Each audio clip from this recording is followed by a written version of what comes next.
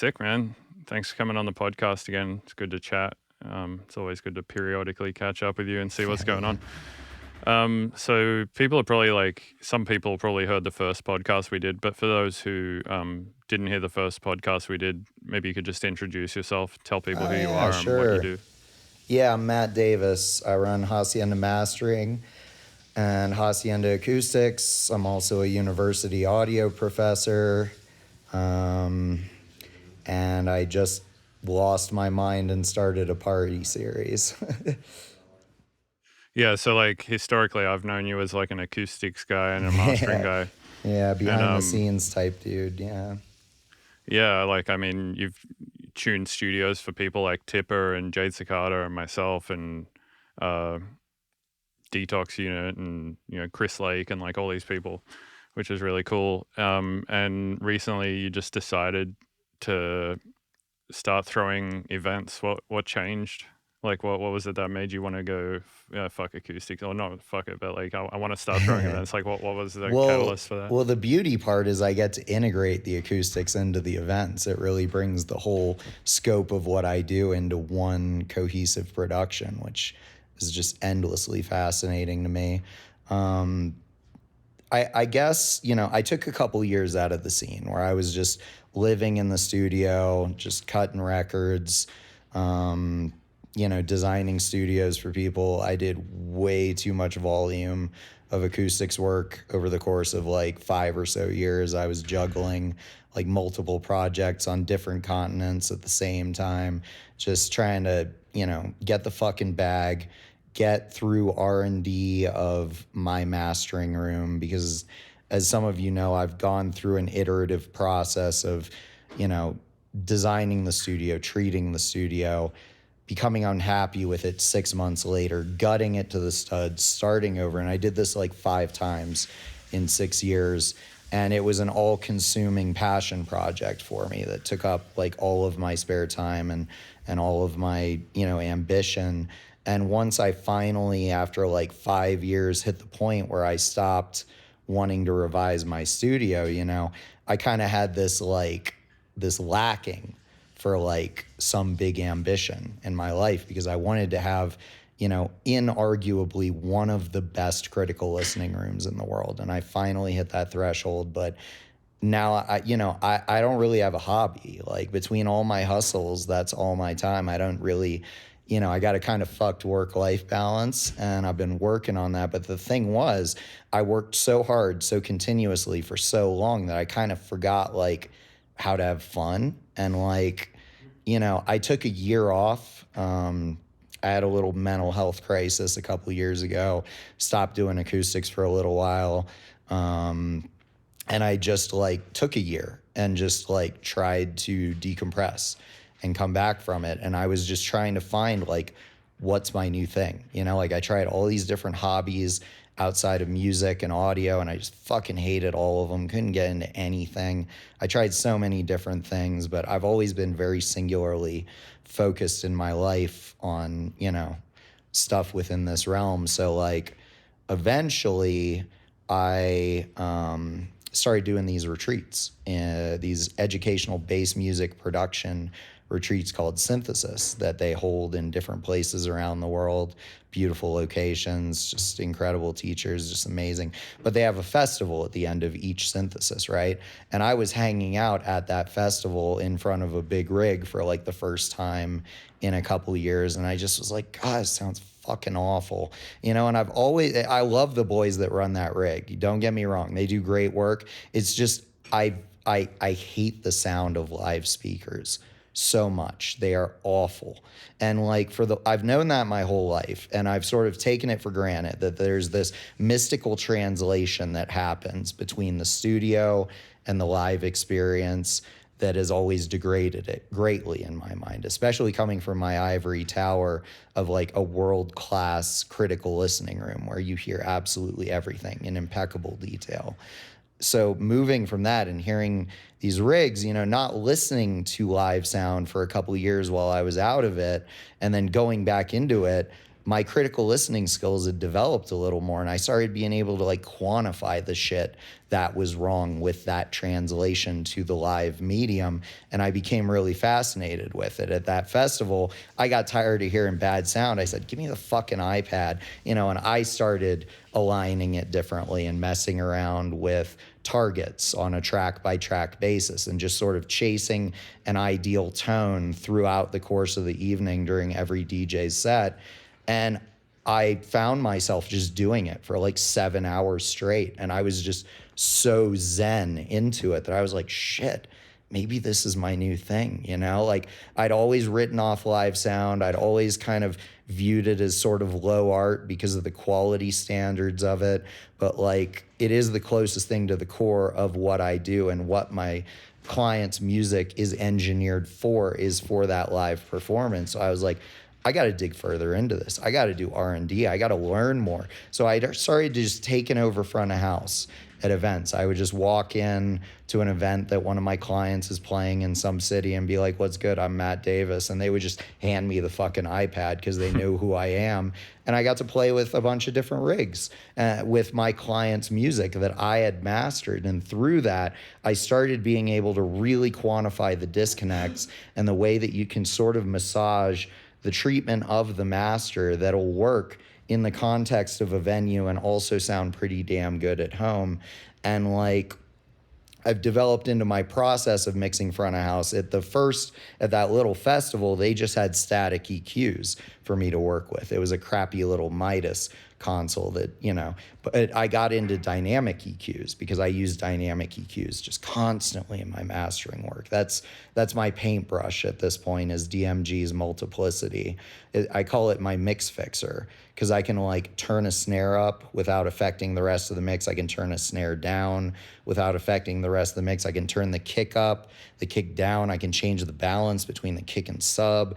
I can like take stridence and edginess out of hi-hats. I can do all this stuff to polish it for mastering. But then when you take it into that live context, sometimes the story's a little different. And after a lot of development on my mastering technique over the last year, I've got masters that I consistently play flat for my clients when I run front of house for them on most nicely aligned rigs.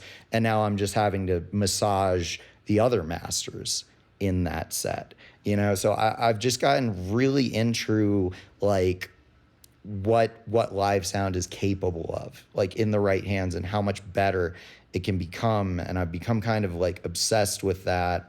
And, you know, I did a bunch of live sound for people like Jade Cicada, Detox Unit, Mickman, you know, all sorts of people during festival season this summer. And it was really my first time ever going to festivals in my life. So I was kind of filled with this sense of wonder and just idealism, like, because I'm a person that's like brand new to something on that scale. Like I've been going to like warehouse parties and clubs and shit my whole life, but I never went to like a camping festival until like this year. And it's just like awakened this sense of idealism in me that I thought, you know, had mostly aged out at this point in my life. And I've really been chasing that. And that's kind of what led me into reference sessions, is I've been working on a lot of rigs that I consider compromised, you know, mixing for these big artists. And it just drives me fucking nuts because I know I can optimize the signal chain better easily, you know? So these parties are my ability to really fully optimize the signal chain, really massage the masters for good, you know, sound staging of playback on these live speakers, and just see how closely I can approximate the studio experience live through what I'm doing by revealing detail and controlling for exacerbations of transient response due to the constant directivity horns and the edge diffraction they throw. I'm learning the mechanics of why live systems sound differently, and I'm really learning how to make them play nice, bend to our will, get exactly what we want out of them without having to compromise the master too badly for sonics either. So it's just been this really interesting development of this expansion of scope for my skill sets, where I kind of consider what I'm doing for front of house to basically be mastering, because I just chase tonal balance and dynamic position and sound staging, like on a track by track, section by section basis. And yeah, that sort of culminated in reference sessions eventually. We just had our second one in Denver. It was a 2-day party that turned into a 3-day party. On the third day, we organized the lineup and got the production locked back in on no sleep at 7 a.m. after the previous party because so many people asked for another day of it, and the response has just been unbelievable. I've received literally hundreds of testimonials from people who attended this party who said, I've never heard anything like that before, and I want it now, and I'm going to ask for it.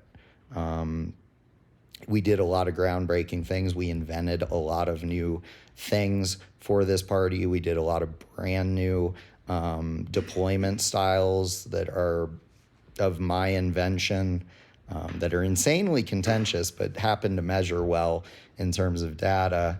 But anyway, yeah, what do you have to say? Sorry, that was a lot.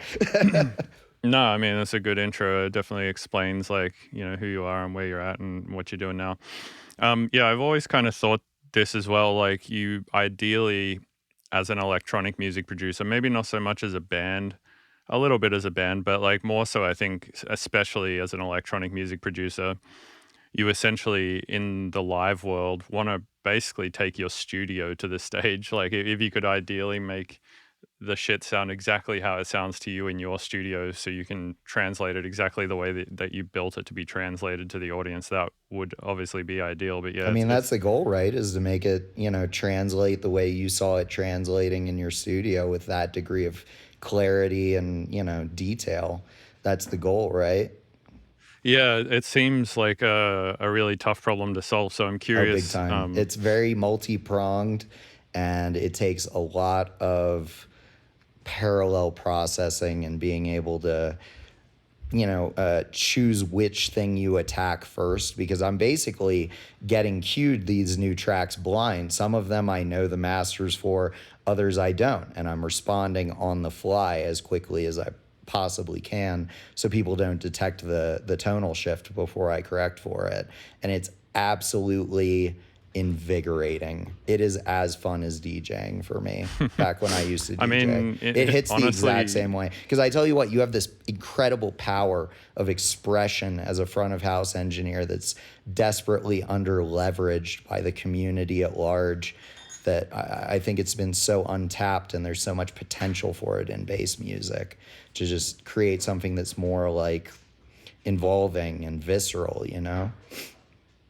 yeah, I mean, I think likely you unironically are probably doing more than the DJ. I feel like DJing is I keep like, real fucking busy. Like, especially when Joe's DJing, that boy transitions hella fast. At Mission, I was flying nonstop for an hour. Like, I don't think I even hit my vape for an hour because I didn't have time. It's so exciting. And to be doing that in front of thousands of people, is just amazing. It's the coolest hobby I've ever done. right.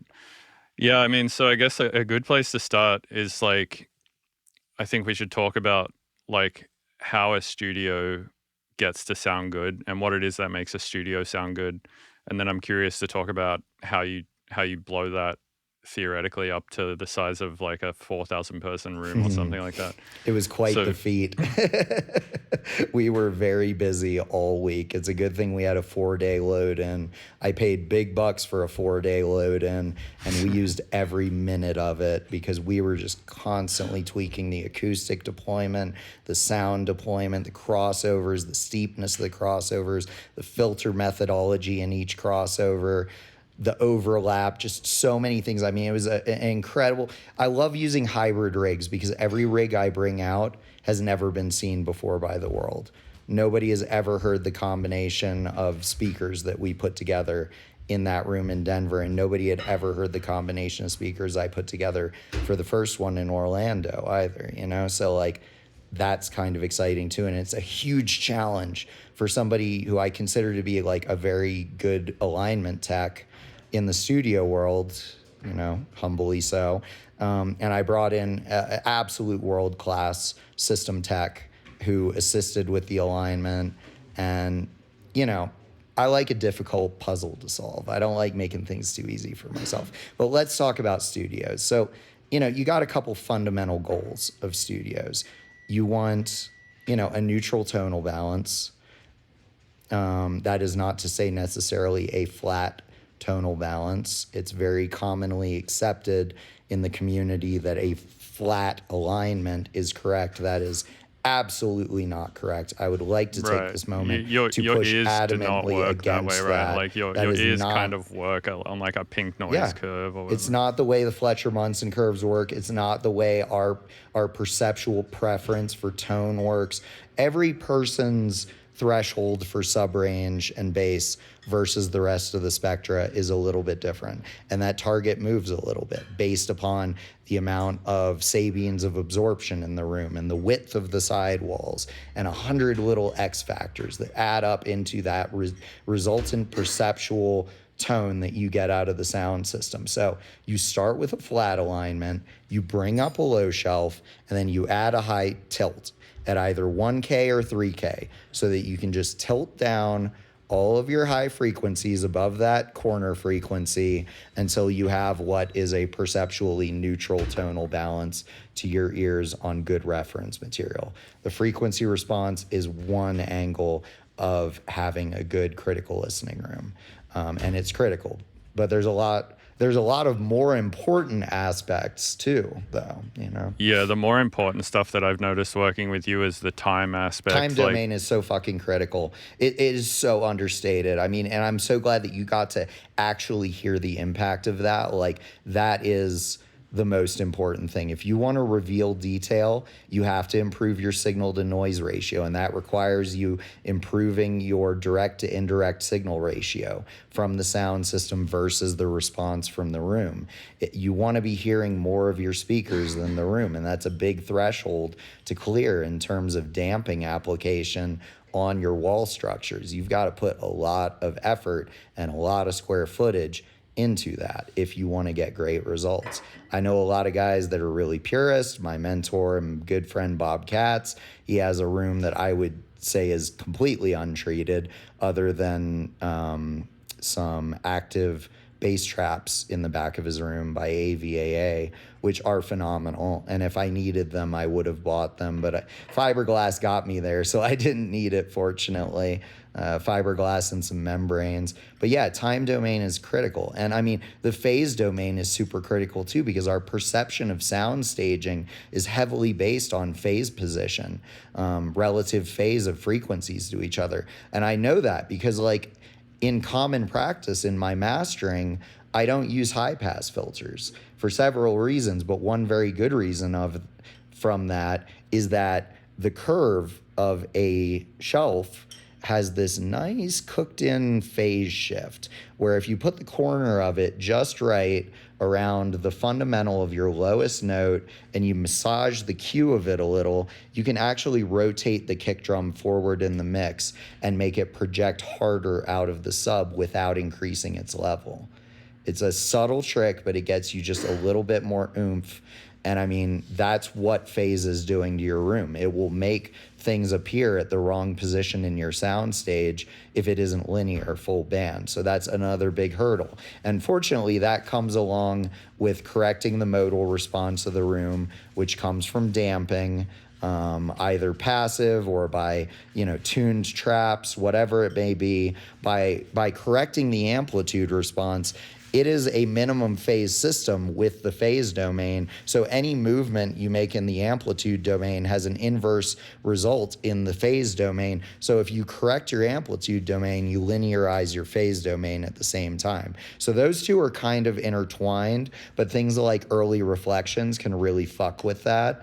That's another big thing that is a standard for a good control room, is you have to have very good RFZ control, reflection free zone. And that's basically anywhere between you and the monitors. You want to suppress any early reflections from those sidewalls because they interfere with our temporal perception of the impulse response. And it breaks down your center image. You don't get that feeling of having a center speaker in between your speakers that's holographic. You don't get the impression that vocals are standing in front of the speakers in your room. That's what you lose to early reflections. So those have to be deeply suppressed, at least to ITU EBU critical listening spec, or if not better. I've heard subjective improvements going beyond the ITU EBU critical listening room spec, which is minus 20 dB below the impulse within the first 20 milliseconds after the impulse.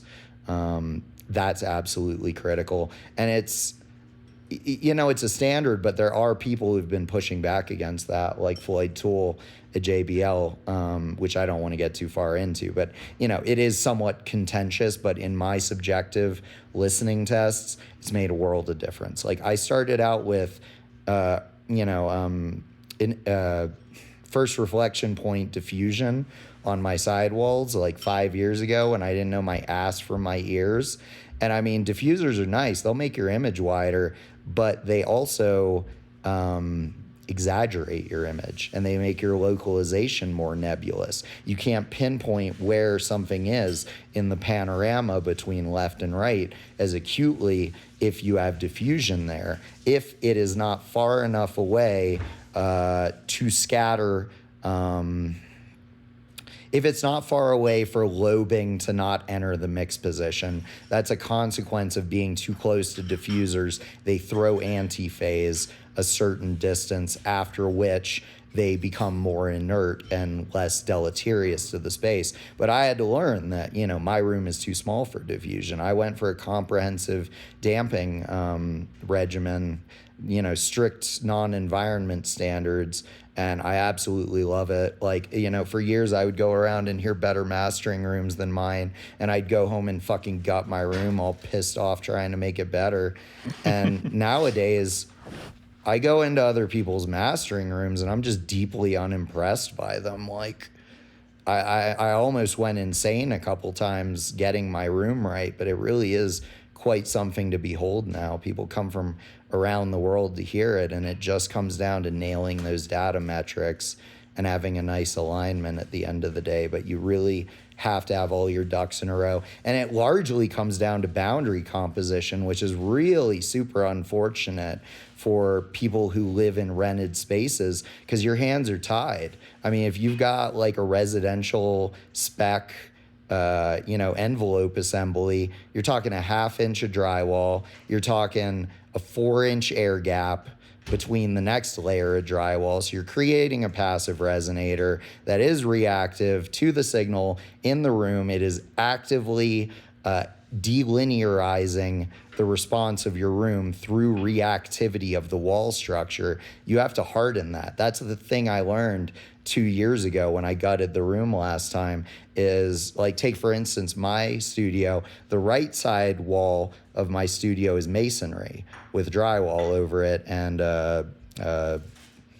what's it fucking called? Not a shim. There's a name when it's a thin piece of lumber that you tack the drywall into the masonry with. I don't know. I'm not a contractor, I'm an acoustician, but it'll come back to me. But, so that sidewall was very ideal. It behaved like an ideal boundary because it was dense, it was massive, and it was rigid.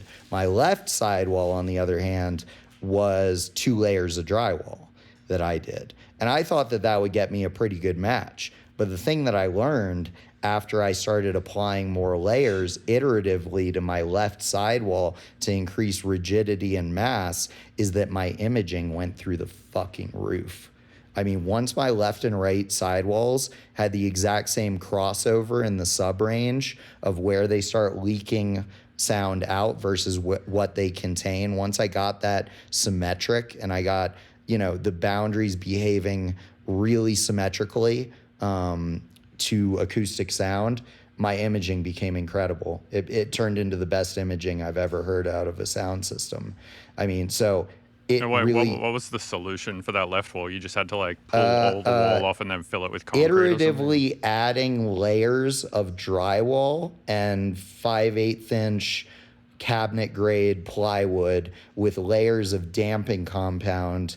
I used green glue between those layers to create a viscoelastic additional damping layer that creates an additional impedance change as it transitions from the one piece of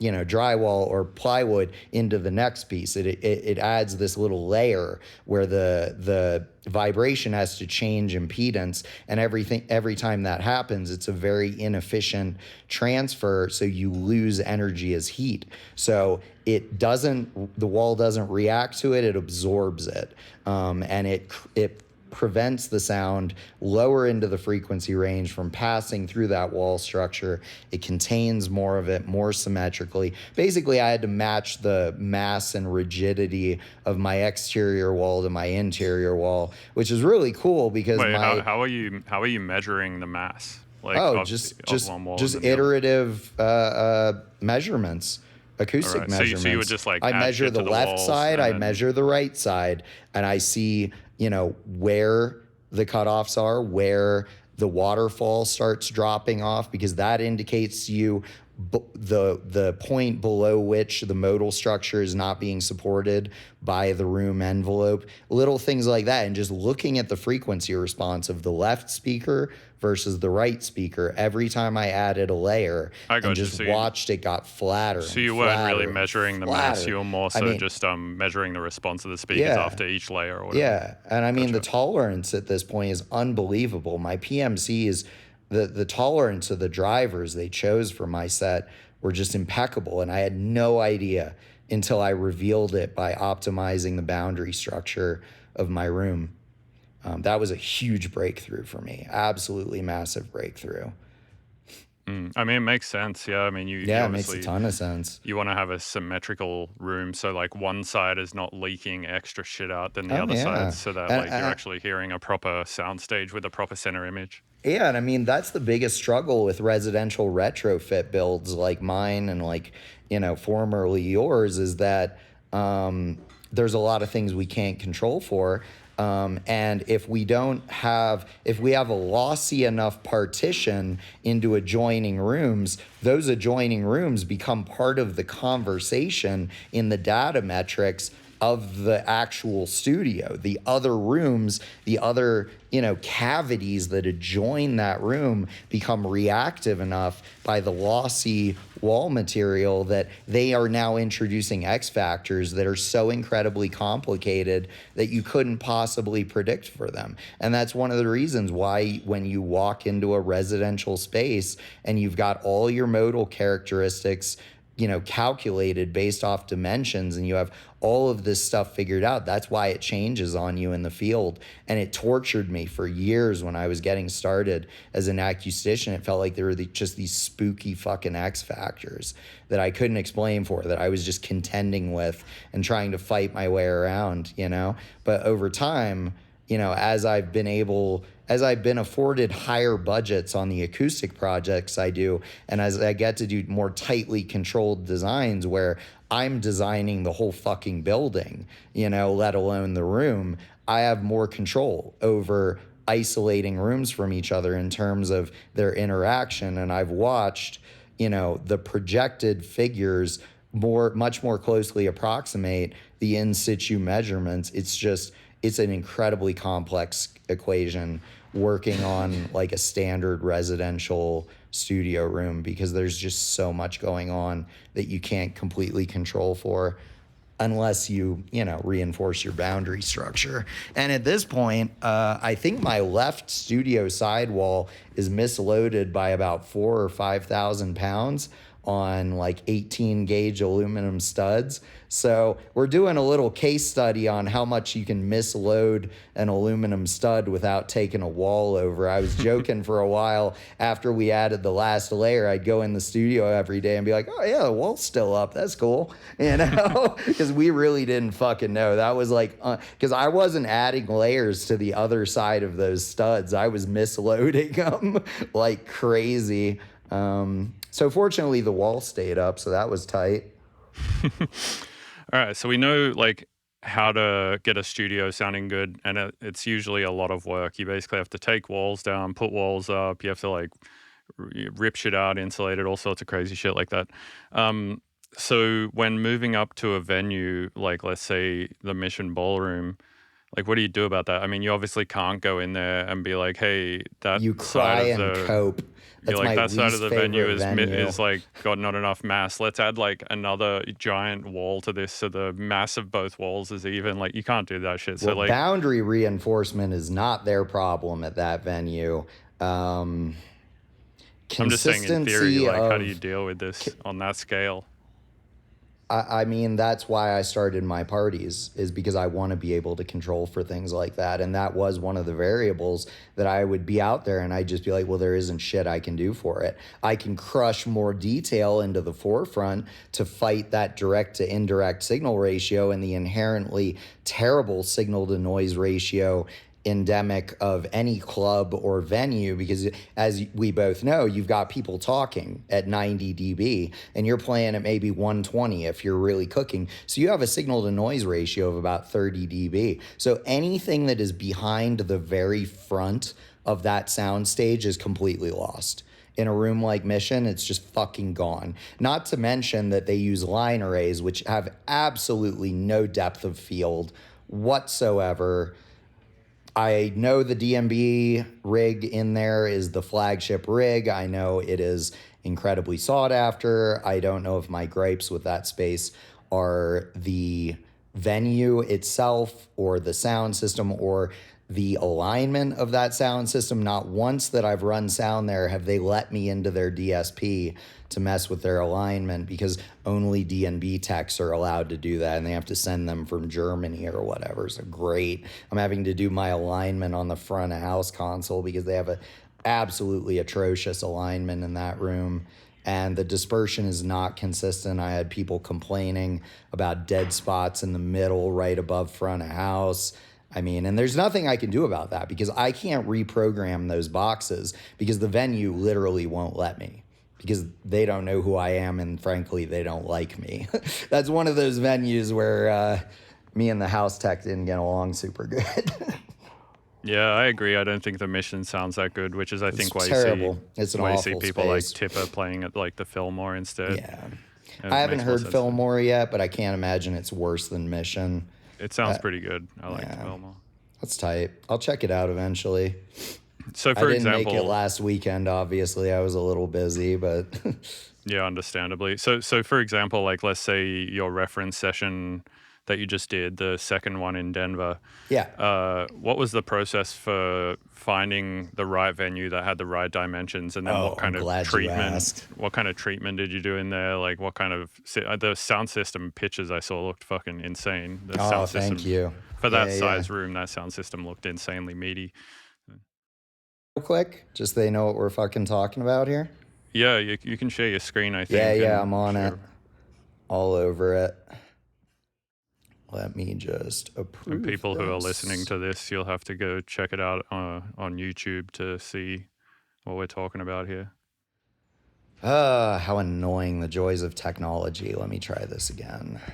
I can Window. like put a photo of it in the notes or Yeah, it's something. whatever. I don't want to hold us up.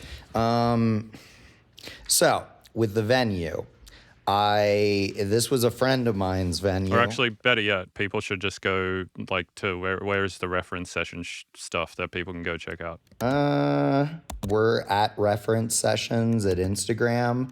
I don't Yeah, know there you if I go. put Just the go check that really out. fire rig shot up, but if you follow me on Facebook, Matt Davis, I have been posting loads of stuff.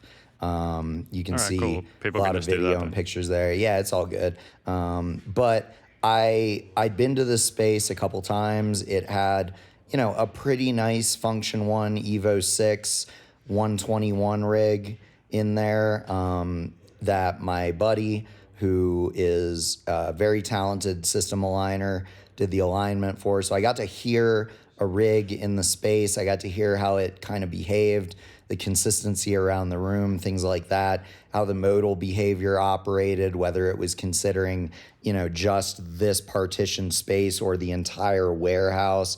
I got a pretty good grasp of that. I knew where the modal peaks were, so I could use those to my advantage. It had this beautiful modal peak right at 25 hertz that just, I mean, with a system that extends that deep, it's authoritative. It just sucks the air out of the room. It was a beautiful feature of that space that I greatly enjoyed. But it has a fiberglass ceiling. I always look out for fiberglass in the ceiling. At the first party, it was at this skate park in a warehouse in Orlando, and they had this sort of like drop ceiling with acoustic tiles, and I could see a bat of R30 fiberglass hanging out of an open spot in the ceiling in one place. And I was like, they got R30 above that drop ceiling. That's a big fucking bass trap. So that's why I picked that room. And because I kind of came up in skating rinks as a little kid. That was the first place I ever really heard electronic music on like a proper rig and saw DJs for the first time in my life. So I wanted to have like a little homage to that by having it, at a skate park. And I like how in skate parks, there's a lot of like textural variation that acts as pseudo diffusive elements that break up the ground plane. I thought that would work to our favor, and it really did. But I have metrics that I look for and that I listen for when I go to a venue. It's got to have the right vibe. I'm kind of into the juxtaposition of like putting a $500,000 sound system in a warehouse that's worth like a third of that, that's just dilapidated and shitty. And the bathrooms say, no number twos, the toilet will get clogged, like in Denver, like world building, like I want a really kind of greasy environment with just absolute top class production in it, because I think that contrast also works to our favor, of having something that incredibly impressive and high level and impactful in something that has a lot of vibe, but is at the end of the day kind of a crappy venue. I fuck with that. I really like that for some reason. And I'm big into like just unconventional spaces. I'm never going to have a party at like a club because they don't stay open late. And I like to build the after party into my parties with the price of admission so that kids that are really fucked up at 2 a.m. don't have to drive home. They can chill with us. We have programmed sets, more DJs, that we keep the VJs on. We want to keep them there as long as we can, for their safety. I would never be able to throw another party.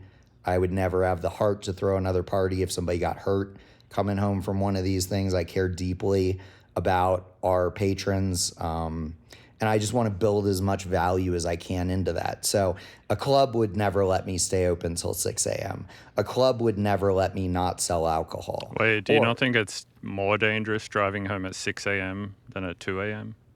Like if you get super tired or something? I don't know. I think people kind of like chill the fuck out by 6 a.m. and are like getting it together. I see a lot more potential for people peaking at 2 a.m. than at 6 a.m. That's my rationale for it. And like I said, I just want to build more value. I want to provide way more party than anybody expects when they come to my parties. I want people to be surprised every time, and we're ratcheting up everything, every party. I've got the financial backing to do it. I've got the team. I've got the engine under the hood.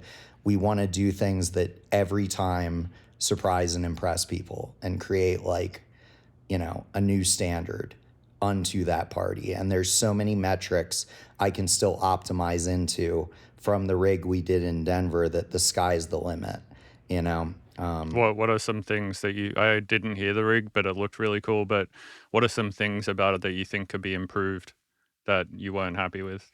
God damn it. I have to share my screen. I have to show you these distortion metrics. They are absolutely phenomenal.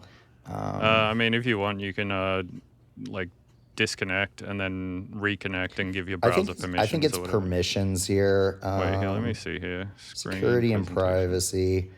I'm not letting this thing beat me. Accessibility. All right, we're recording again. All right. So first of all, that's the sound system. This is the rig. And you're not... There's a photo of you standing next to it somewhere, which is like an impressive photo because it actually Yeah, shows because you, it's a absolutely phenomenally large rig. Let's just hop on Facebook. Let me find that picture. Let me just roll past my disparaging post against the Waves LV1, which I am not going to tuck into here. Picture of me with the rig. There's a video of me with the rig. There, that ain't it. There it There goes. she That one. is. Yeah, Yeah, it doesn't get the whole. It doesn't get the whole rig in shot.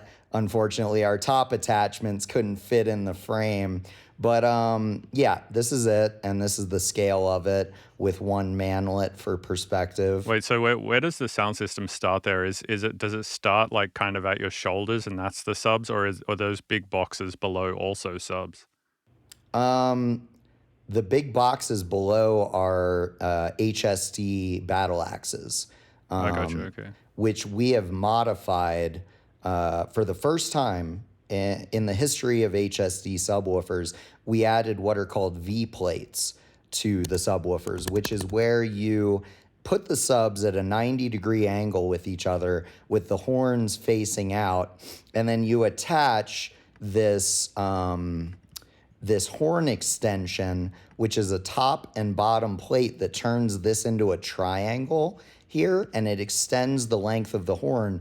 And in doing that, it not only couples all four of the boxes together for a low end extension, but it also creates a horn extension, which also extends the low frequency extension of these boxes. And this is really impressive. I didn't hit my goal for this party, but we got shockingly close.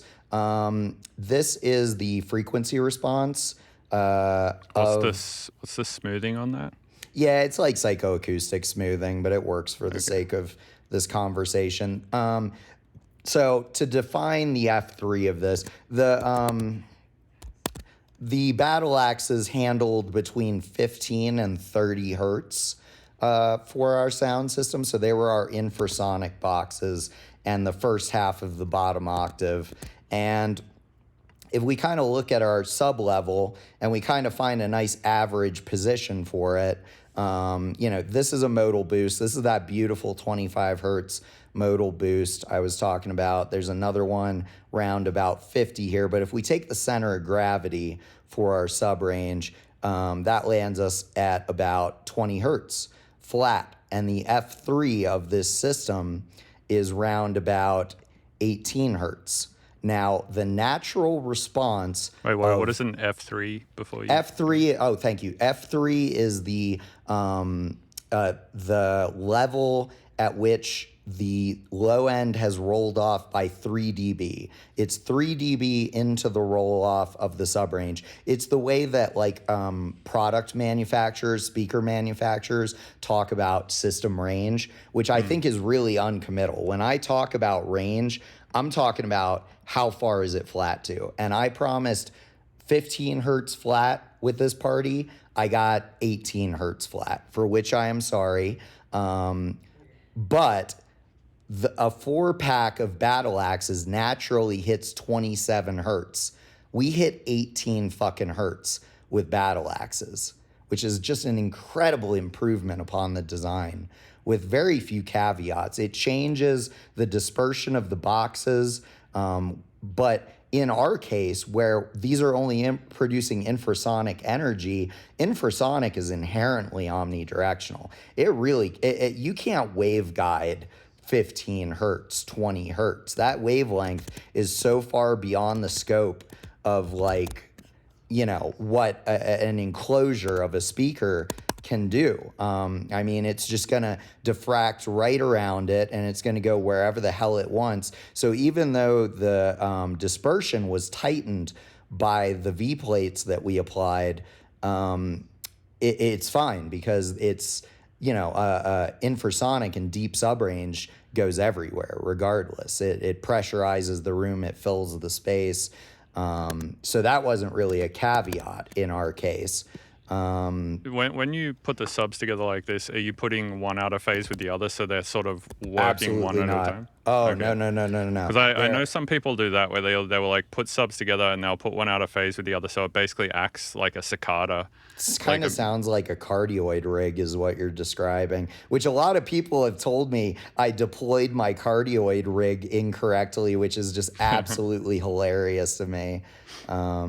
It's Yeah, I know been that PK have something like that. They have two subs together that go like one way and the other, and then yeah. inside I their hate cabinet they cardioid. have like a giant snail thing, so that the base has already traveled like I 10 think meters before cardioid it is goes up there. like, yeah, I think cardioid is kind of silly in a venue application scenario because, like, you want robust coupling with the boundary. You want that room support of that back wave. You need to use that if you want to get good efficiency on your subs and have favorable distortion metrics.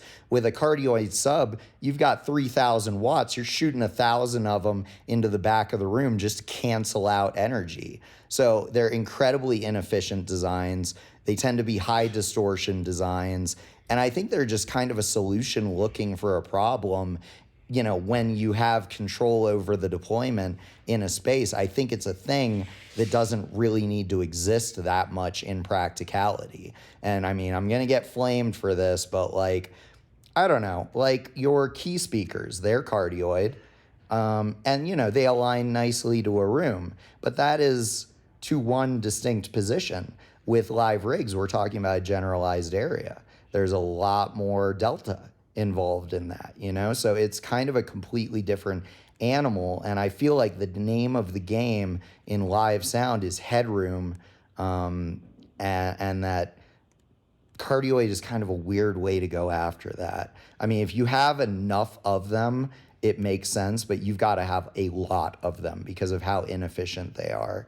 You know, I prefer to put my sub boxes in a place where we aren't getting as much, you know, speaker boundary interference off of the front wall and kind of correct for that mechanically. I think it's a much cleaner solution when it's possible, you know. And in our case, I haven't talked about it, but behind this rig, that whole back wall there behind the stage is 8 Sherman HSD Sherman 24-inch subwoofers. They are very they aren't talked about much. HSD doesn't have them on their website, but they are an absolute phenomena in terms of output. They're designed to be festival subs, and they just have incredible output. Each one of them is the equivalent of 4 battle axes, and they supported the 30 to 65 hertz range in the room. And I have them against the back wall specifically so that they defy the SBIR reflection by the proximity of the baffles to the boundary. So they couple, they get good room gain off of it. That's kind of what I'm talking about here about, you know, why are we doing cardioid subs? Just couple to the boundary. It's way better. It's way more efficient. I know you can't always do that, like when you have to have subs in front of a stage, but you know, that's kind of a, you know, worst case scenario that I try to personally not get myself into when I can help it. Do you have a waterfall plot for this rig? Yeah, let's check that thing out. Oh, and look at my distortion specs. This is impressive. So check this out. This is our distortion metrics for this sound system at 95 dB. And as you can see, incredibly enough, the tops are more distorted than the subs, which is a reversal of what you find in live sound deployments. How does this graph work? So basically, we're looking at distortion in terms of percentage. You can consider 1% to be the clipping point, which is a academically, you know, stated clipping point. It's the strict definition of clipping is when THD crosses 1% THD. So my goal is to get our sound systems at level below 1% THD. Why is everything below 20 so high?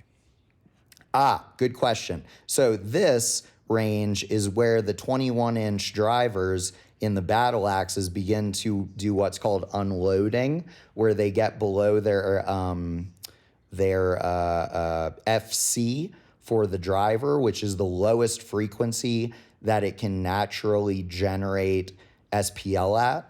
And below that, you see a characteristic rise in phase response along with a roll off in frequency range response and an increase in distortion Which I guess you don't care about criteria. anyway because it's just Well, you falling don't. off in volume No, anyway. no, I deeply care about it. You have no idea how fucking crazy I am, Bill. Like, our 1% THD at this level lands about 22 hertz. I want to have my infrasonic range below 1% THD because if you don't, it's generating harmonics that will mask the subrange. And that's why I care so deeply about the distortion figures in the subrange, is because you don't want to be masking the like 100 to 120 punch range in the kick. You don't want to mask that with harmonic distortion. You don't want to mask your mid basses with harmonic distortion from your kick or your subs. And when you don't have that distortion present, and when you have the headroom for it, the thing that I've found subjectively is that you can drive a lot more subrange into a room before it begins to sound not neutral, not tonally balanced, because there are no overtones being generated. It's pure fucking sub that you just feel, and it separates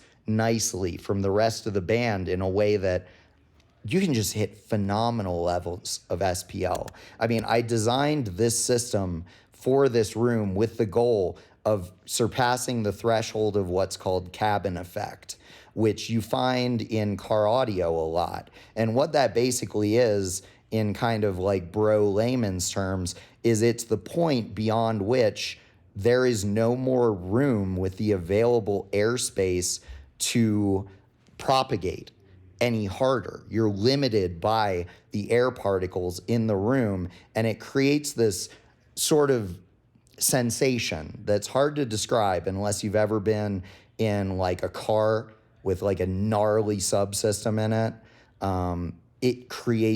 It's possible to create that impression on a venue scale.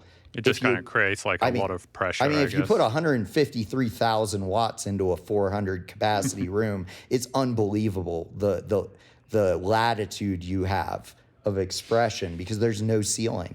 I mean, I only hit the voltage limiters on the axes twice in the weekend. And I mean, there was a point, one of my clients does what's called a bass bath, where it's basically an ambient song, but he plays this sort of dual subnote thing, drone, that goes through the length of it. And me and Alec have this understanding that anytime I do front of house for him and anytime he does a bass bath, my job is to get those sub voice coils as close to frying as I can without doing it. I need to hit as much fucking sub as whatever that rig is possible. And I wanted to do something incredibly special for Alec with this party, which is part of why I blew out the sub array so goddamn hard. I mean, depending on the metrics that Excision was using, we brought out 50% more wattage for this 400 capacity room than he did on his 100,000 watt tour. I mean, it's really just a breathtaking amount of headroom to play with in a space. I'm curious about the distortion graph. Like, I assume that the way you get that measurement is by comparing two different things together, and then it tells you what the difference is. What is it that it's comparing? So it's comparing the input signal, the log sweep, to the measurement that comes out of it, and it's comparing the amount. Isn't it possible then? Because I thought that's what it might be. And if that is the case, couldn't it be possible that it's just the mic distorting?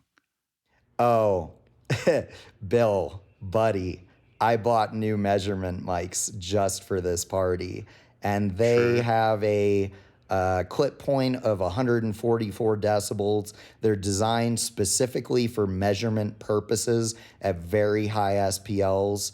And frankly, this measurement was taken at 95 dB, which I'm honestly a little bit ashamed of because I want to be seeing these kind of figures at 115 dB. And God damn it, I'm going to figure out how to get there, and I'm going to get it there. Show the RT60.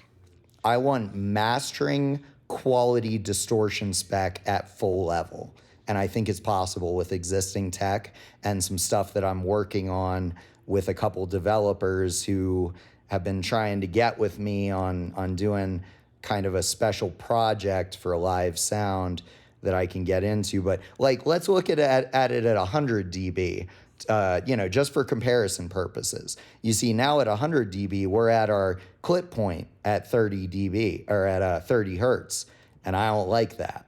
I don't like that at all. But as you can see, we're still on par with our tops in terms of distortion figures. You notice it valleys out here. This is because of the incredible headroom of the Shermans. And then it goes into our beautiful 718 kickboxes, which the ones we rented for this party are one of a kind that were modified by Bill Weir and are just outstanding. I mean, the full turbo sound floodlight array came from Bill Weir and Citron at Trash Fence in Charlotte. I went around the whole country listening to as many sound systems as I could, trying to fall in love with something more than the Intent HSD hybrid rig we did at the first party. And I flew up to Charlotte.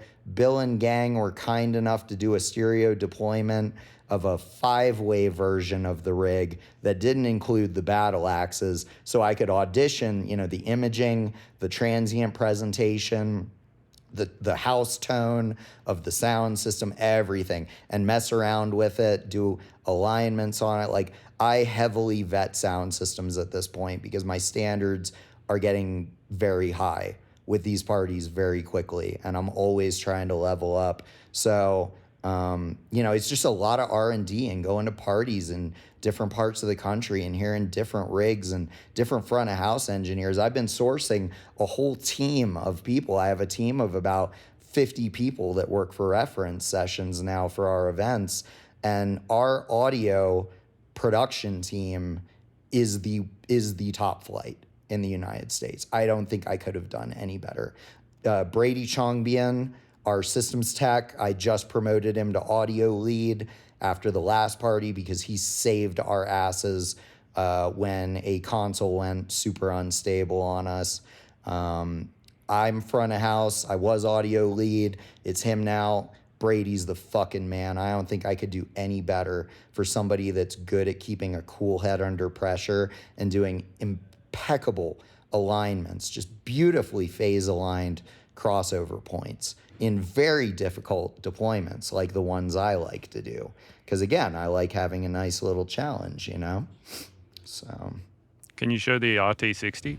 Yeah. Oh, let me show you the before and after. This is great. So this is the before measurement. So before we treated the room. Explain what this measurement is to people. Yeah. So this is frequency over time, right? So it shows you the decay time of every individual frequency unto itself, so that you know how for example, long like, a what sound. What is 100 hertz doing here, for example? Yeah, like 100 hertz, we're down at like 300 milliseconds. Up at 1.5K, we're at 600 milliseconds. It's a fucking shitstorm. The name of the game with RT60, and I think this is the single most important metric in perceptual tonal balance, period, is having a flat RT60 with relation to frequencies. The deeper you can get it to stay flat, the better off you are. This is a pretty fucked situation that we're walking into, as it well should be. 50 hertz is lasting for like 800 milliseconds. Oh yeah, it just goes and that's goes. That's almost a second per goes 50 forever. hertz. And if you look at the waterfall plot, 25 goes forever. And so you probably have to explain this one to people as well, because that's also the waterfall is another way to look at frequency over time. Like, you can see modal ringing in these ridges that come up and persist further along the z-axis here. The z-axis is time, so you can see how long notes at different frequencies last for, and you can see it's inconsistent. There's a lot of variation due to the modal structure of the room and the lack of control over that modal variation. There's a lot of disparity going on here in the waterfall, which is also reflected in the RT60. Our goal was twofold. One, get the RT60 down to within my music hall criteria, and get it more consistent across frequencies. And what is your criteria for an RT60, like a good RT60? I kind of like 400 milliseconds. I like a real tight room, to be quite honest, especially in intimate space.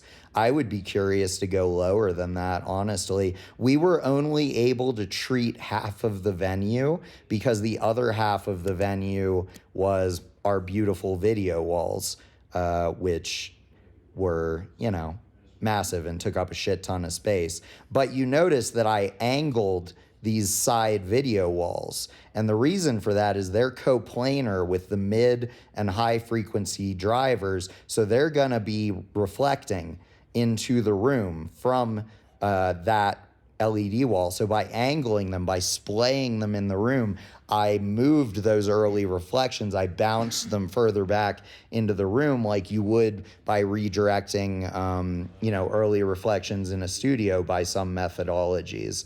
Similar equation, but every aspect of this is functional and intended to optimize the sonics or at least prevent the destruction of the sonics to the best of our abilities. So we can only treat half of the venue, but here's the difference. This is before, this is after. We cut about 100 milliseconds off the decay time of the room pretty much across the board. We got a much more consistent RT60 contour than the before measurements. Considering how little square footage we had to work with, it was a very impressive result, and the sonics greatly improved through it. And What, I what was think the what was the treatment that you did in the venue?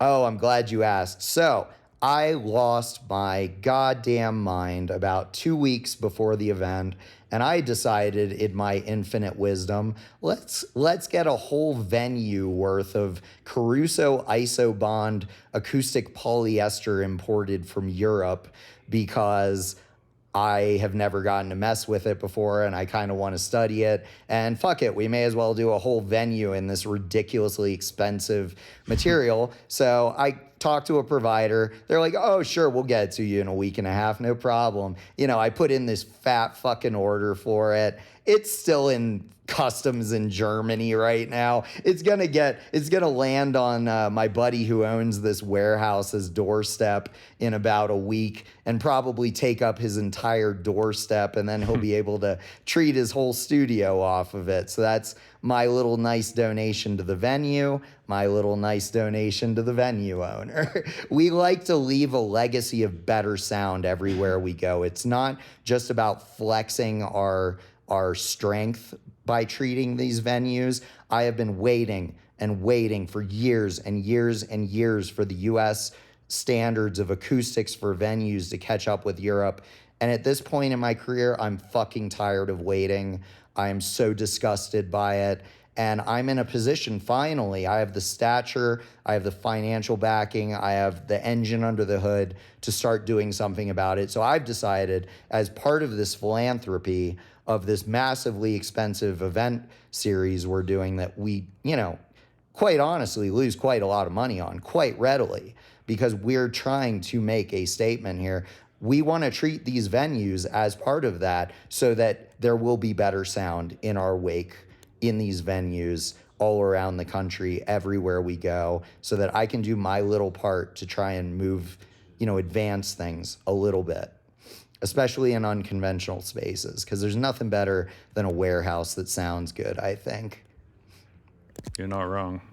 But yeah, do you have I'll a be photo I'll be of like the goddamned. I'll be goddamned if I'm gonna go in and donate treatment to a club because they're too cheap and lazy to put it in themselves. That's where I draw the line. I pick venues that I feel like they're homies, where I kick it off with them. They believe in my vision. I want to help them, so we're reciprocal so much as we can, and we pack in value for, the people we work with, the patrons of the party, everyone we can, just to, reflect as high of a standard as we can everywhere we go.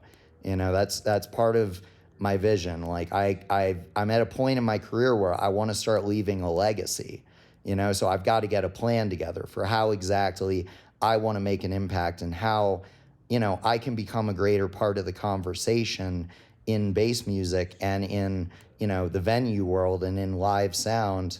So this seemed like as good of a way to sort of introduce ourselves at a high level as possible so that, hopefully we can start moving the meter, because there are people that went to this party that said, I heard the difference.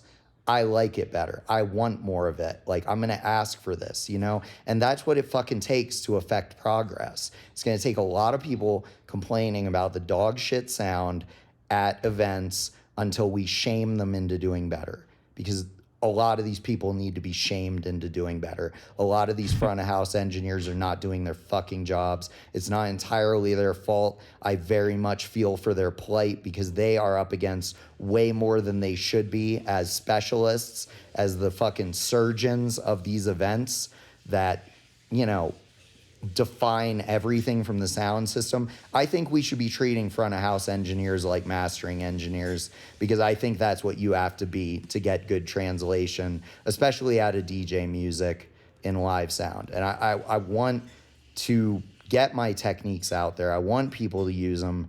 I want things to get better.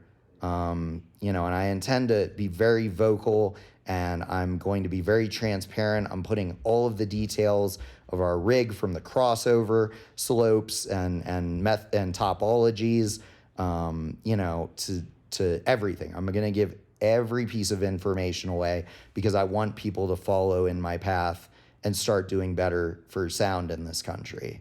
I'm hoping that's something that I can at least move the meter on a little bit through my humble efforts. Yeah, that seems reasonable. Can you talk about the group delay for a bit? Oh, sure. I actually don't fully understand group delay, but I do know that last time you were in here, the group delay cleaned up and then the room immediately sounded way better.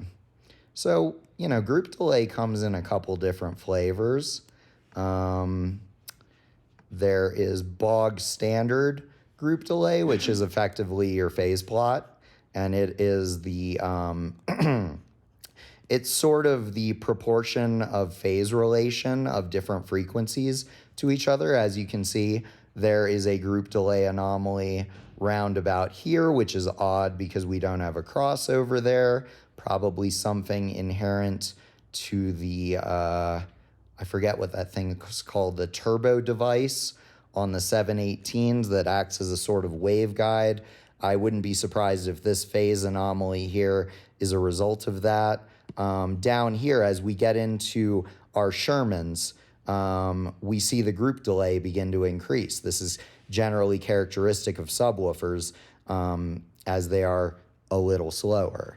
You can phase rotate them into place, but you have to use an FIR filter in order to do that. And in order to have resolution in that low of frequencies with an FIR filter, you have to have a very long window length, which equates to a very long latency period as it goes through the processing, which makes it out of the scope of application for live sound. And that's why you're seeing this group delay down here. Our upper band crossovers, of which there are 6 of them, or 5 of them rather, they're all FIR, because they're far enough, out of the sub-range. The wavelengths are short enough that they can be represented precisely in a shorter window length. So we can use FIR up here without any deleterious results. So we do. So we see a clean phase plot more or less through all of our crossover points. The only phase anomalies are things that are characteristic to the design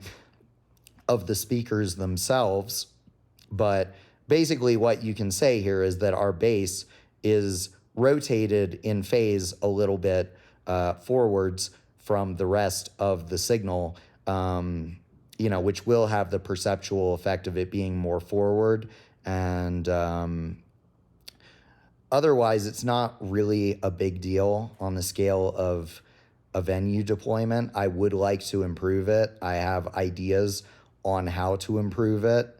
It's something we're working into, but this is, a pretty decent phase plot for a venue deployment, I would say. All right. Hopefully that makes sense to everybody. Geez, I think we've been through every metric in here.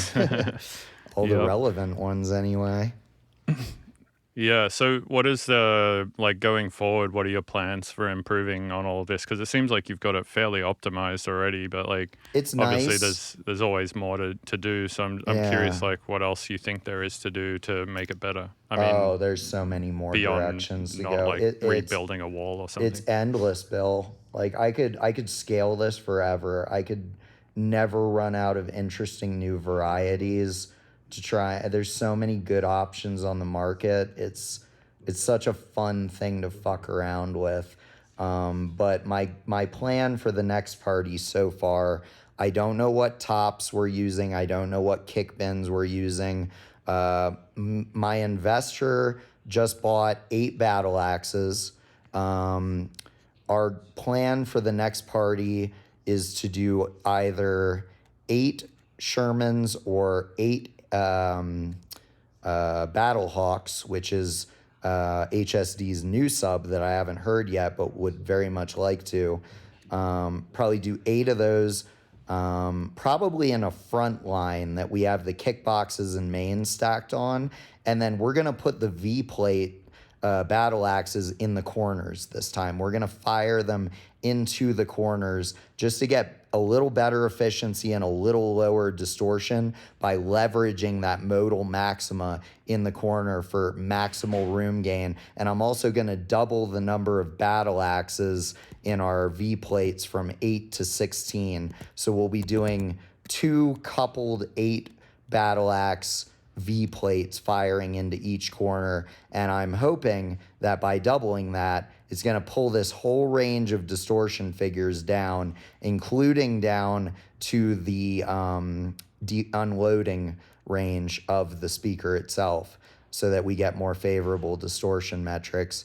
But headroom was not a problem at this party. I gotta tell you, it's really amazing being in front of something that's literally endless.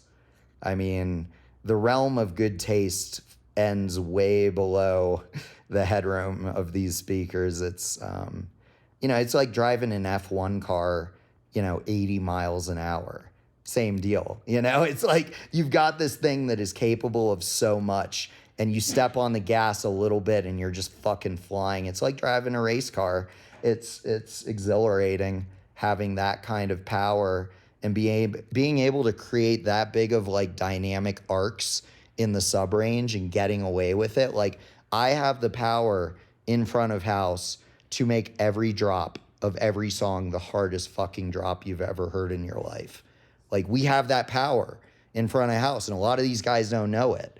But like if you've got that kind of headroom to play with and you've got, enough granular control, like you can really affect meaningful change. I know a lot of guys don't like touching people's mastered music. They get really precious about it in front of house. They take a really purist approach. But dude, like 90% of the people that are mastering for club playback have no idea how to get music to translate for fucking club playback. Like even a What what bunch of is mastering what is engineers the biggest thing you would say to get a master to translate? pushing detail forward in the soundstage. Like I said, live sound speakers have no depth of stage whatsoever because of the terrible direct to indirect signal ratio and the terrible signal to noise ratio, and because of the exacerbation of transients, which are fatiguing to the ear and which cause amplitude masking on the entire range around that snare that's causing that percussive, trauma to the hearing mechanism. It engages this mechanism that makes you not hear that range as well for a window of time. And the thing I find is most of these fucking bass producers that put out music, they put very little dynamic control on their snares and on their hi-hats. And I think most of them are just clipping it, which not only doesn't help the problem, it exacerbates it when it hits a constant directivity horn or any methodology of horn. Honestly, a horn loudspeaker is a means to an end. It was something that was invented during the early innings of sound when compression drivers had very bad efficiency and headroom. So they had to maximize and amplify the efficiency and headroom of those high frequency compression drivers by horn loading them. And it's something we still do today, but you don't get to have your cake and eat it too. There's no free lunch in audio. The compromise that I have found that I've finally been able to quantify is that these horns that are reproducing upper mid-range and high frequencies are literally exacerbating the transient position of your masters. They are moving the transient of your snare and of your hi-hat forward way too far, and to a degree that's incredibly strident and fatiguing, that just destroys the listener's ability to resolve any detail in the mid-range because they're being hit by percussive trauma from this snare level and the sharpness of the transient hitting their eardrums that's causing basically a compression effect on the ear. And that's what we do all day at bass parties, all night long. I mean, you know, you go to a bass party, you hear the kick drum, you hear the sub, you hear the snare, you hear the hi-hat. You're lucky if you can hear the feature of the song in any song. It's terrible. Like, you have to really dumb it down for the sound system. You have to push that detail as far forward as you can within the realm of good tastes. And you have to curtail that snare and hi-hat and upper percussion transient. You have to control for it. Dynamic EQs are magic for this. A dynamic EQ centered at the transient, frequency, peak frequency of the snare between like 1 to 3K, there's usually a spot that's really forward. That's where you put your dynamic EQ. You just add a little bit of compression to soften the velocity of that transient. You do it to differing degrees. It's a real art form, doing it to a place where that snare is in the right position in the mix, but that transient is not jumping too far forward. And a lot of studio monitors and headphones in the world do not properly reproduce transients. And that's one of the reasons I love PMCs, is because their upper mid-range and high frequency drivers have the headroom to properly reproduce a full transient. And it gets you closer to that that sort of thing that's going to happen to you in the club, because those speakers and the amplifiers I use and the power system I designed that powers those amplifiers off the electrical system of my house that I've heavily modified is getting very stable wattage. Okay, so it can create those transients without any driver compression, amp compression, power compression, nothing. So I hear everything, and I think a lot of people don't, and they're missing how forward these transients are. And once you get to the club, it's fucking over. It's all you're hearing is that snare drum. And I just hear it all night, song after song, every song. And I know how to correct it in situ in front of house. I have the tools to do that now. But, nothing comes without sacrifice. I'm essentially running, these masters through live sound grade dynamic EQs, which fucking sucks. And I intend to stop doing that after this party. Me and Sean are going to develop our own front of house system that has all of the controls that I need, all of the parameters, absolutely nothing I don't need, and just really streamline it and design something mastering grade that can act as our front of house console. Because these front of house consoles, they have asynchronous sample rate converters between the digital input and the input into the DSP of the system. It has to upsample to the native sample rate of the DSP in a lot of consoles. And even if you come in from the DJ mixer at that same sample rate, it still regenerates the clock through that ASRC. And as we've both heard, that can have deleterious effects on imaging and on sound staging and all sorts of things. So I want to get out from that as soon as I fucking can. I had to do it for this party, but the next one, we're going to have a full mastering grade signal path from the DJ mixer to the amplifiers. world-class everything and as minimal as possible. We always run a full digital path. It comes at great expense and difficulty, but I highly advocate for it. And I've already seen, other sound boys coming forward saying, what do I need to buy to turn my rig into a full digital path? And I've been helping them because that is an advancement that I would really like to see in front of house for bass music, is getting rid of all of these stupid exchanges between digital and analog, back to digital, back to analog, that just cause degradation at every generation. It doesn't need to be there. It should not be there. And I think we need to get rid of it. The sooner the better. Because when I showed Bill Weir a full digital signal path on his sound system, at his compound in North Carolina, he about shit himself. I was like, I didn't know these could sound that good. I didn't know it could get better, but it can. And all you got to do is run full digital. Every Pioneer mixer has a SPDIF output. You just go SPDIF out into a SPDIF to AES transformer. Sescom and Neutrik make them. They're like $30. You go AES out of that into your front of house console, digital out of that into your amps, and then the amp does the D to A conversion immediately before amplification. I would love to have my own digital to analog converter built into the amps, and if I get crazy enough, I might start modifying our PowerSoft amps to put better conversion into them. But I'm not quite there yet, but I wouldn't put it past me. I intend to modify the DJ mixers for our next party. I want to have both a SPDIF output and an AES output so that I can have dual digital clock runs. So I have a failover in case one of them fails on stage. We just quickly switch over to, the other digital output and we're back online, no problem. I got a lot of stuff that I want to do. I'm gonna be modifying a lot of DJ gear and trying to make it better just to improve our signal path for these parties. It's a really holistic thing. Every element in the equation is critical when you're trying to hit this kind of a threshold. Like it's the littlest thing ruins everything. So I have to approach everything from a deep, place of paranoia when I introduce new elements into the chain.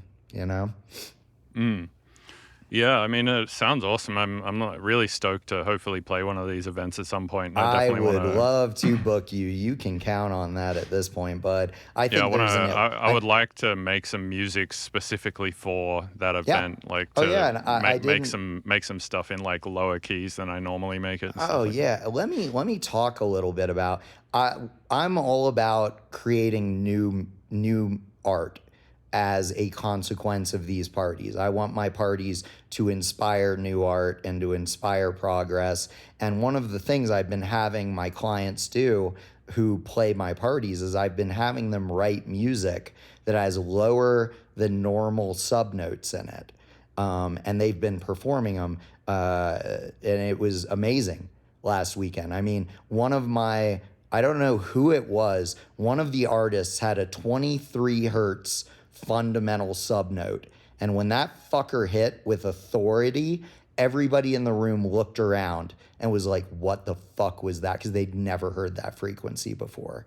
And that gives me so much life. I live for that shit, It's so neat. Like being able to dig more music out of the music for people, because we should be. We Yeah, I absolutely mean, should I be. We feel need like when crazy people doing this.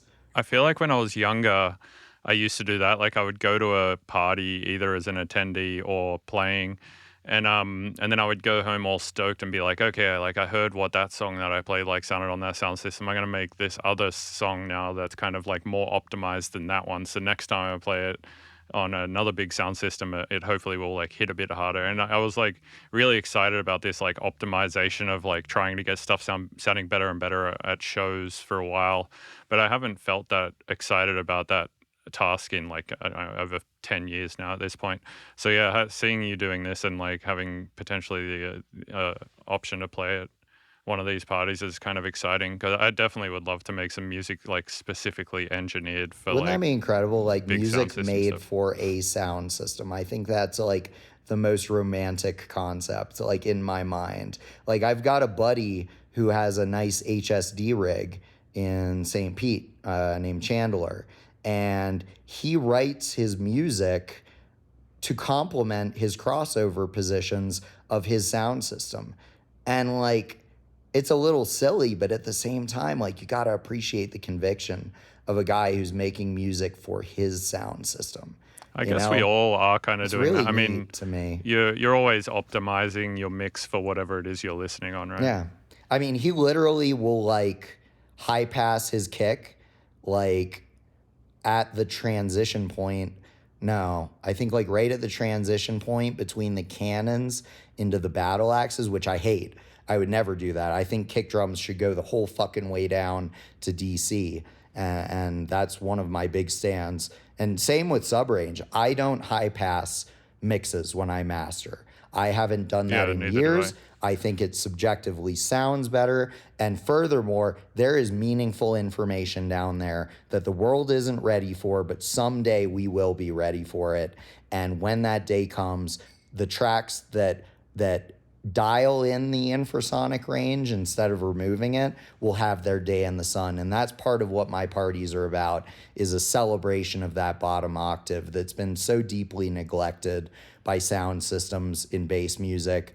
And we want to really like bring attention to this octave of range that does not get any representation yet, and absolutely should. There is nothing like hearing like somebody does like a vinyl break on their CDJ and it spins down, you know, and that bass note. Hullabaloo did a vinyl break on his last song in the set, and he motor killed it real slow on this deep sub note, and the whole room listened to it go from, you know, like 26 hertz down to like 15 fucking hertz, and it just went and went and went, and then it went so deep.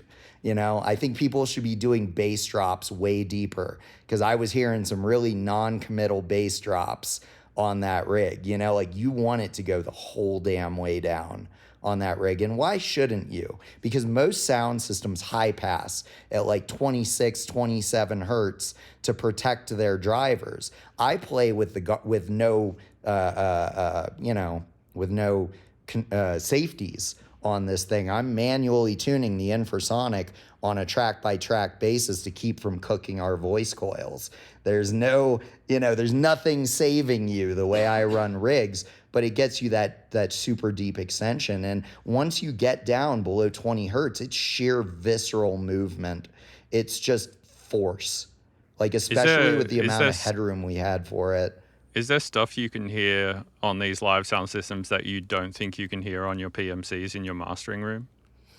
No, because the speakers in my mastering room extend to 12 hertz. That's the goal I'm trying to land at with my parties, is that kind of extension that I get out of my mastering room. I haven't hit that threshold yet, but I know how I'm going to get there. There's this really neat company called Ascendo, I think it's called, who they've been talking to me lately. They really seem to like me for some reason, and I am very interested in them. They make the largest subwoofer driver in the world. It's 80 inches. It runs 20,000 watts peak per driver, has a dual 21-inch voice coil, and it extends to 2 hertz flat. And these guys like me, and they want to work with me. So we've been talking about maybe doing like a sort of touring version. They make subwoofers and speakers for very high-end home theaters, but they just happen to have a breathtaking amount of headroom, which would play very nicely in the venue world, especially in the kind of intimate rooms I like to work with. Honestly, an 80-inch would be overkill for what I'm trying to do, probably. I mean, they're insane, but they make a 50-inch version. They make these incredible 28-inch square piston drivers that have an insane bandwidth. Apparently, they extend really high. I haven't heard any of this stuff yet. I probably shouldn't even be talking about it. Actually, I did hear an Ascendo system. The dealer in Denver was kind enough to loan us this really beautiful, like, three-way Ascendo system with dual 18-inch subs. It was, I gotta say, I liked it. It was just in the artist's house in the living room, but I kind of enjoyed it for being in a completely untreated room. And we didn't have the time to run the alignment on it in the Trinov, so we just ran that thing non-aligned all weekend, which is a little ironic for me. But hey, I had a lot to do that week, okay? But these guys can get me down to DC, and I kind of want to mess with them. I mean, because there's so much room for showmanship and spectacle and pageantry in sound system deployment that the surface hasn't even been scraped for it yet. I mean, coming into this from like wildly different disciplines, I see so many angles that I could be exploiting here and avenues for improvement that haven't been leveraged yet by the live sound community. And it's a big world out there. Like, if I start drawing in influence outside of the live sound world, and especially if I get companies to start developing custom products for my parties, which I fully intend to do, it's endless. There's so much room to explore that hasn't been tapped into yet. I'm so excited for it, you know? Yeah, I mean, I'm glad that you're passionate standard. about it. I feel like somebody needs to be passionate about it. It kind of seems like somewhere along the line, somebody says, okay, you need this many watts for this big of a room, and everybody stuck to that standard and nobody questioned it, and they go with these conventional deployments that are tried and true and they work fine, but it just doesn't seem like many people are taking risks in live sound and experimenting. Well, To when you this have a lot of degree, people who have you know? like paid tickets, paid good money to come and see you play, and like they've been expecting to see you play for like X amount of months, it's Yeah, like you sure, want but you want some level of reliability sure, as but well. I have confidence in my ability to design a system at this point Well, that if you will have confidence in perform, it, then it's not really a risk. but that's not something that like, but there is a degree of, who knows what the fuck is going to happen, because there are always X factors we can't predict when we move into, an acoustic environment. I mean, like, this was an uninterrupted wall, and this shit was made out of like balsa wood. Like, this warehouse was a massive piece of shit. I love it deeply, but it is a massive piece of shit. So like, this wall here is a wall to high and mid-range frequencies, but so far as bass and sub-range goes, it treats the whole space as the functional space for the bass, which worked nicely in our favor. It controlled the dispersion of the highs and mids nicely, but left us a bigger volume of space for the low end to develop in, which was part of why it had such authoritative, impact down that low, because it was less affected by modal conditions than a true smaller room would have. So that was another reason I was interested in this room, was specifically for this lossy sidewall here. It interferes with imaging, obviously, but I thought it would be really nice for the sub-range, But Well, hey man, I think I'm gonna go grab some dinner, but did I? it was You good good? chatting with you. You had Yeah. enough? Oh, we've been chatting for like 2 hours, and I was Oh, already yeah. like brain I dead lose track before of the this. time. But yeah, I appreciate you coming on. Where can people find you online? Oh, everywhere. Matt Davis on Facebook, Instagram, Matt Davis 808. Look up reference sessions. We put full 4K set videos up from every act at all of our parties.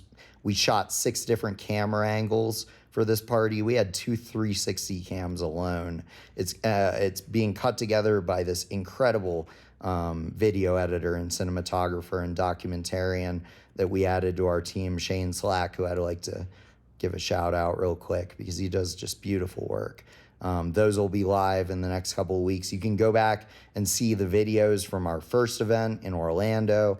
All those sets are up, just so you can get a sense of the flavor of what we're going for. But yeah, I hope I inspired somebody here. I hope somebody learned something here. Um, Yeah, yeah, surely. Well, sick, man. Thanks for coming on. yeah, man.